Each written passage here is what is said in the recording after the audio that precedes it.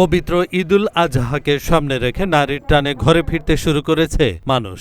এতে গতকাল বৃহস্পতিবার গভীর রাত থেকে উত্তরবঙ্গের প্রবেশদ্বার সিরাজগঞ্জের মহাসড়কে বেড়েছে যানবাহনের চাপ। শুক্রবার সকাল থেকে এই চাপ বাড়ছেই। তবে গাড়ির চাপ বাড়লেও এই মহাসড়কের কোথাও কোনো ধীরগতি বা যানজটের মতো অবস্থার সৃষ্টি হয়নি। নাই বললে চলে, কিন্তু এই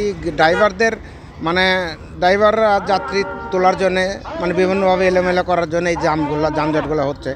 পুলিশটা খুব অ্যাক্টিভ আছে, কিন্তু ওই গাড়ি দেখা যাচ্ছে সোজা যদি চলে আসে তো চলে যায়, দেখছে মোড়গুলোতে যানজটগুলো বেশি হচ্ছে। এমনি দেখেন এদিকে এমনিতে যানজট নাই। আপনার সেতুর উপরে এলেঙ্গা ওখানে যেটা জ্যাম ছিল, তারপরে আরও সামনে দু একটা জায়গায় জ্যাম ছিল। তারপর আমি যেমন নারায়ণগঞ্জ থেকে আসলাম, আসার পরে ওই যে সোনারপাড়, শনিযাত্রা, যাত্রাবাড়ি এই জায়গাতে কিছু জ্যাম ছিল আর কি। তো বেশি জ্যামগুলো এলেঙ্গাতে ছিল আর কি।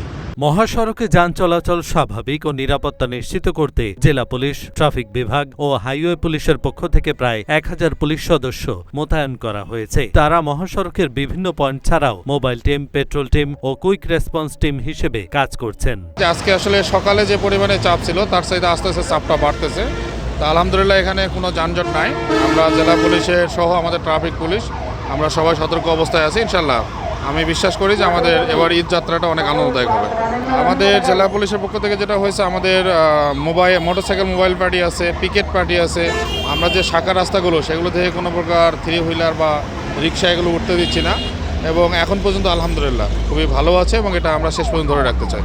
শুক্রবার সকাল থেকে দুপুর 2টা পর্যন্ত সিরাজগঞ্জে মহাসড়কের প্রায় 45 কিলোমিটার এলাকা ঘুরে দেখা যায় অন্যান্য সময়ের চেয়ে যানবাহন বেড়েছে কয়েক গুণ। তবে অন্যান্য সময়ের মতোই একদম স্বাভাবিক গতিতে সকল যানবাহন চলাচল করছে, যার ফলে এখন পর্যন্ত এই মহাসড়কে কোনো ভোগান্তি নেই যাত্রী ও চালকদের। মহাসড়কে ট্রাফিক আইন মানাতে ও নির্বিঘ্ন চলাচল নিশ্চিত করতে তৎপর রয়েছে পুলিশ। তবে বাসে অতিরিক্ত ভাড়া আদায়ের অভিযোগ করেছেন যাত্রীরা।